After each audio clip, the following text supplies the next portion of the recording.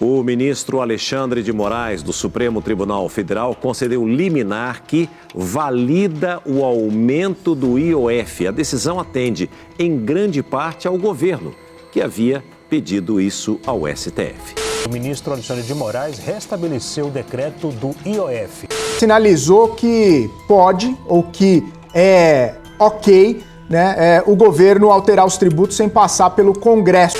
Olha, esse tema é um tema bastante preocupante. A decisão do ministro Alexandre de Moraes, Leandro, é bastante preocupante, porque ela abre um precedente de reconhecimento de um desvio de finalidade do IOF.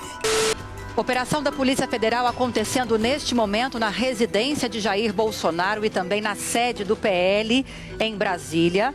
Medidas cautelares também sendo impostas. Informação de momento.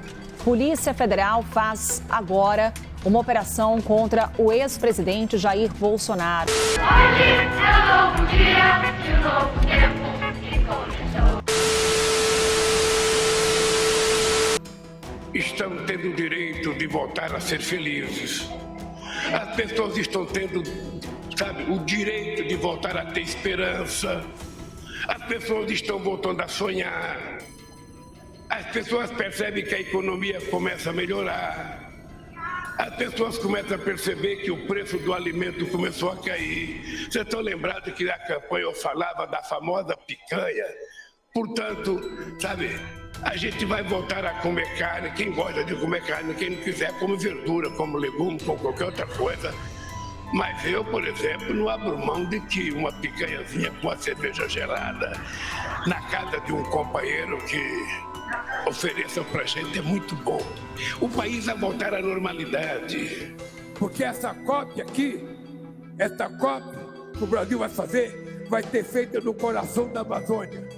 Porque tem muita gente que fala da Amazônia no exterior, mas ele não leva em conta que embaixo de cada copa de aço tem um seringueiro, tem um extrativista, tem um indígena, tem um pescador, tem um pequeno trabalhador rural que precisam sobreviver.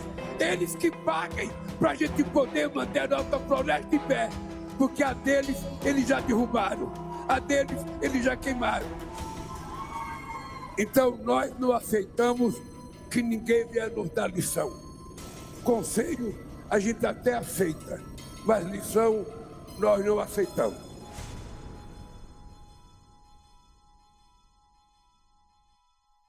Nos últimos dias, 2 acontecimentos abalaram o cenário político e econômico do Brasil, mostrando como o país enfrenta um momento delicado.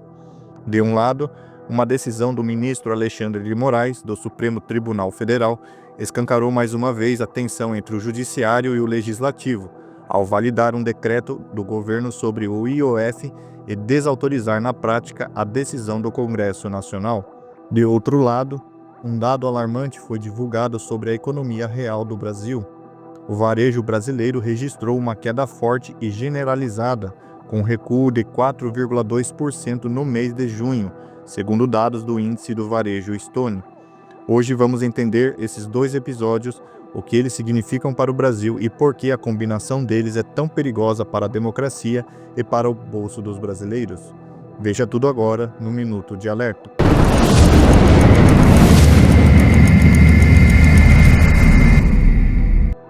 No dia 16 de julho, o ministro Alexandre de Moraes, do Supremo Tribunal Federal, tomou uma decisão que reforça a crescente percepção do povo de que o Supremo Tribunal tem ultrapassado limites institucionais. Ele manteve em vigor o decreto do governo que alterou as regras do IOF, Imposto sobre Operações Financeiras, mesmo depois de o Congresso Nacional ter derrubado essa medida por meio de um decreto legislativo. Ou seja, o Congresso, que é a Casa do Povo, com seus deputados e senadores eleitos, votou para suspender a cobrança do IOF sobre a modalidade conhecida como risco sacado, entre aspas, entendendo que ela era indevida. Mas Moraes decidiu que, por hora, a cobrança continua valendo, contrariando diretamente a decisão do parlamento. Essa decisão escancarou o desrespeito à autonomia do Congresso e levantou críticas severas. Para muitos analistas, essa é mais uma demonstração do ativismo judicial do Supremo Tribunal Federal, que age como uma espécie, entre aspas, de superpoder revisando ou invalidando as decisões do Legislativo quando lhe convém. Como bem destacou o jornal A Gazeta do Povo, a decisão desmoraliza, entre aspas, o Congresso, mas infelizmente os parlamentares não se articularam até agora para reagir com firmeza. O que se vê é um Congresso enfraquecido, intimidado, sem conseguir fazer valer suas prerrogativas diante de um judiciário cada vez mais intervencionista. Enquanto isso, fora dos gabinetes, a economia dá sinais claros de que as famílias brasileiras estão cada vez mais sufocadas financeiramente. Segundo alguns dados divulgados pelo Índice do Varejo Stone, que foram publicados por vários veículos de comunicação, as vendas no varejo caíram 4,2% em junho em comparação com maio. Esse é o pior desempenho desde o início do ano e mostra que o consumo das famílias, que vinha sustentando a economia nos últimos meses, está perdendo total força. Esse recuo foi sentido em praticamente todos os segmentos do varejo. Supermercados, lojas de roupas, móveis e eletrodomésticos registraram quedas nas vendas. Dados de estudo mostram queda mensal geral de 3,7%, retração anual de 3,4%, recuo semestral de 0,2%. Entre os segmentos dependentes de crédito, que inclui itens de maior valor como móveis e eletrodomésticos, os resultados foram queda mensal de 3,9%, retração anual de 5%, diminuição semestral de 0,3%. As maiores quedas mensais por setor foram registradas em móveis e eletrodomésticos com um valor negativo de 6,4%, materiais de construção com um valor negativo de 6,3%, outros artigos de uso pessoal e doméstico com um valor negativo de 4,3%, supermercados, alimentos, bebidas e fumo com um valor negativo de 3,7% e artigos farmacêuticos com um valor negativo de 2,8%. O motivo? A renda apertada, crédito mais caro por causa dos juros elevados e inflação persistente que corroem o poder de compra das famílias, além do próprio governo aumentar constantemente os impostos sobre o trabalhador. Além disso, a incerteza política e a falta de confiança no futuro também desestimulam o consumo. Os números são altamente preocupantes porque o varejo é um dos principais termômetros da economia brasileira. Se as pessoas param de comprar, as empresas vendem menos, demitem mais funcionários e a roda da economia trava. Para os especialistas, esse dado acende um alerta gigantesco.